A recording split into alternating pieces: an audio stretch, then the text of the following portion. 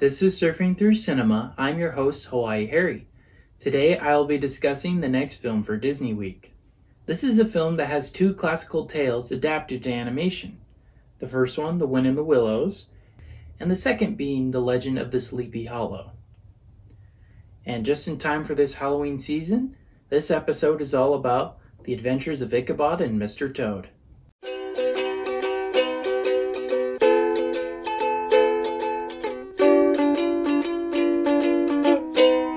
Okay, so some technical details about the adventures of Ichabod and Mr. Toad. Production on this film started in the year 1941, and it was halted because of World War II. They weren't able to create a bigger picture like they wanted, because the original idea was to make a very long version of the story of The Wind in the Willows. And they decided after the war to cut down on it and to make it into a short film along with another story to go with it. And the original idea was The Legend of Happy Valley, but they decided against it, and that one went into Fun and Fancy Free. So then Disney decided to use a different story, and this one being an American folktale called The Legend of the Sleepy Hollow. And as a result, there are two, I want to say 30-minute long animated segments within this movie. And another technical detail, this is the last package film Disney made until The Many Adventures of Winnie the Pooh in 1977. Alright, so now let's get into the plot of this film. So it starts off in kind of a live action bookstore, and there's a narrator. First it's Basil Rathbone, who's famous for playing Sherlock Holmes, and he narrates the story of The Wind in the Willows. And so in this story, Toad's estate is in jeopardy, and this is due to him getting into lots of trouble because he has many schemes he tries to do. He has a lot of hobbies and interests, and then he jumps to his next one. So, for example, like he got a horse and a carriage, and he was riding around the different towns, but then he runs into a motor car, and he falls in love with that. Then his next mania is cars. And that leads on to the next point. So he walks down into a bar, and he notices that outside there's a car. It's a very beautiful car, and he wants to buy it. So he talks to the manager. His name is Mr. Winky, and he says, who owns the car? Because he would like to buy it. And it turns out it's owned by weasels who are working for Mr. Winky to frame Toad. Because Toad is kind of crazy and maniacal, and he trades his estate to his house for a car. And as it turns out, the car was stolen, so he gets arrested and thrown into jail. And, first he's put on trial, and he's found guilty because Mr. Winky, who Toad uses as his witness, says, "You tried selling me a stolen car." And so then he's put into jail. And then his friend Cyril, who's a horse, he helps him get out of jail by putting on a disguise. He runs into his friends again, who help him break back into his house to take the deed back to it so they could clear Toad's name. And so they're able to do so. They find the deed, and Toad's name is cleared. And this segment ends with his friends looking up in the sky, and they see Toad is in his next mania, which is an airplane. So it shows that he's still continually doing crazy things. And that's the end of the first part of the film. And then it switches narrators, and now it's Bing Crosby who's narrating for the Legend of the Sleepy Hollow. And this is the Ichabod Crane section. So Ichabod Crane, he moves to the town of Sleepy Hollow. And he becomes infatuated with Katrina Van Tressel, who's a daughter of a rich and wealthy man. And but he's not the only one who's infatuated with her. Another man named Brom Bones, that's his nickname, he's also in love with her. And so he's continuously competing with Ichabod for her affection. And there's a party being held by the Van Tressel family, and while they're there, Brahm realizes that Ichabod is very superstitious.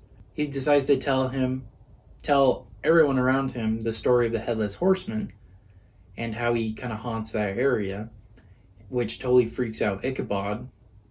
While Ichabod is riding back, he gets chased by the Headless Horseman, and during the story, Brahm tells him that if you make it across this bridge, you're safe, and the spirit or the horseman can't attack you anymore. So he tries very hard to get to the bridge. He's on his horse, who's kind of going crazy too, and they're just back and forth being chased by the horseman. It's kind of comedic, but it's also kind of scary because you're like, the Headless Horseman's terrifying. Like the horse he's riding on is scary too. And so they make it across the bridge, but unfortunately the Headless Horseman has a flaming pumpkin and he throws it at him, and all we see is the pumpkin kind of come towards the camera and it explodes.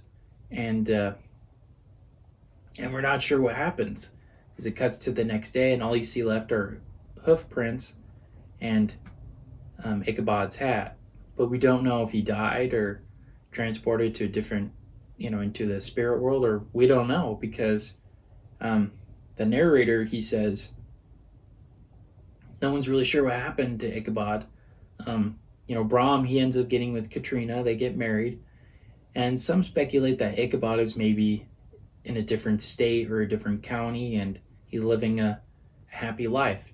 But like I said, no one really knows. And that kind of gives it that legend feeling to it because we don't know the result of that.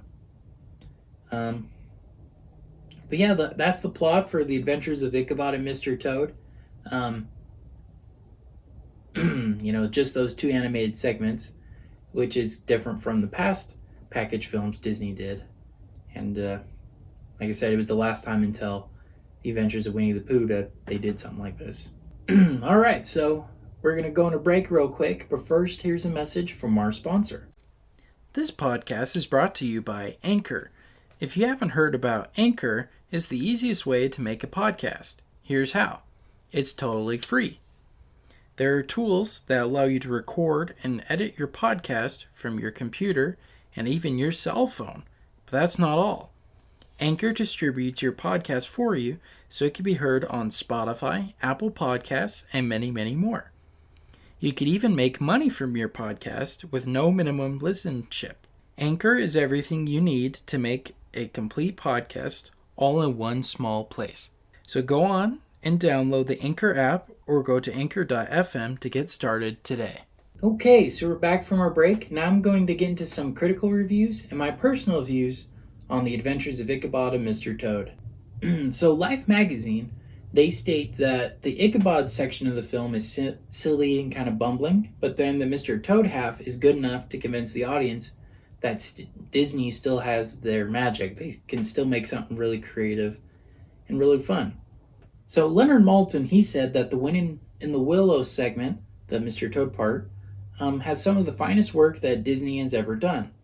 That the animation is really good and that the storytelling and the characters are comparable to that of Mickey, Donald, and Goofy. And yeah, it makes it a lot better of a movie. And then Rotten Tomatoes, they give it a 93%, based on the fact that it has compelling characters, really good animation style, despite their limitations with their production cost. And they say it's a pretty fine film. And, across the board, a lot of people like this movie. It's definitely more of a Halloween movie with the Ichabod part. And yet the Wind in the Willows isn't really Halloween. It actually talks about New Year's and Christmas. So I think, and so over the years, Disney kind of separated them onto two different television segments, as they kind of did with a lot of the package movies. And but the true version of it is the two animated segments together with narration. And let's see. And not a lot of people like this movie, but only because of the Halloween factor, not necessarily because of how good of a story it is or how compelling it is. So now we'll get into my personal views. I love the Win in the Willow segment.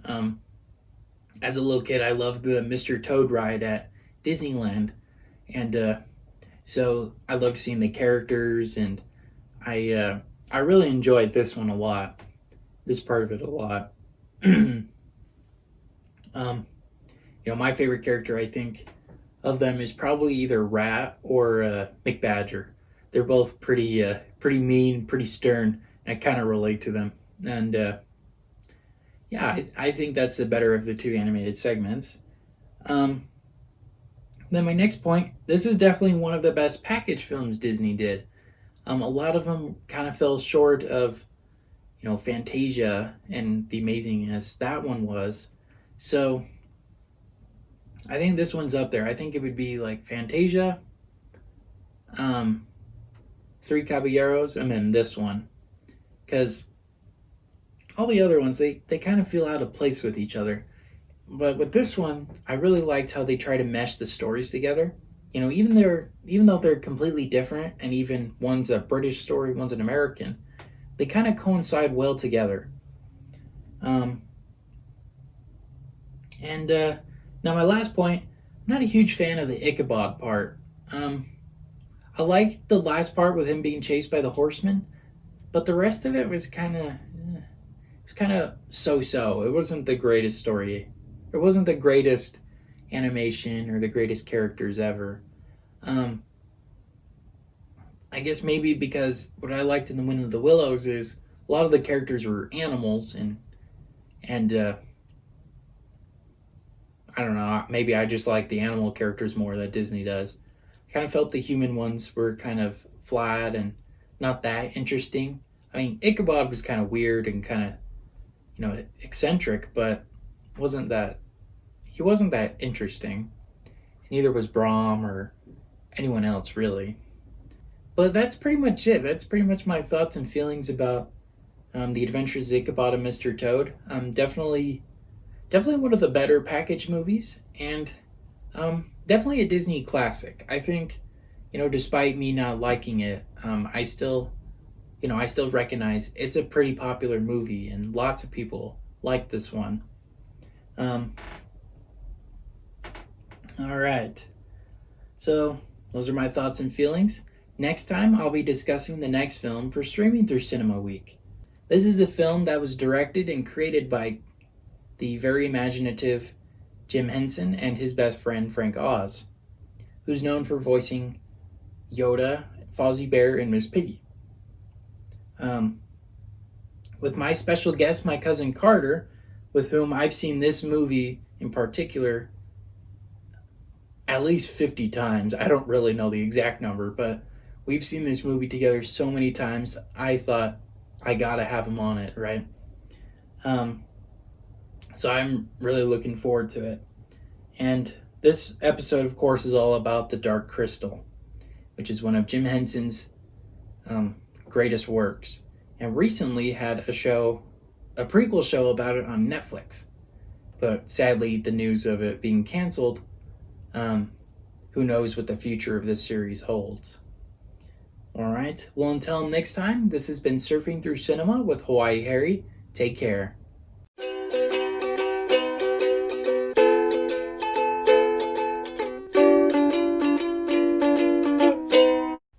Thank you for listening to Surfing Through Cinema. Make sure to check us out on Facebook at Surfing Through Cinema with Hawaii Harry, and on Instagram with Surfing Through Cinema.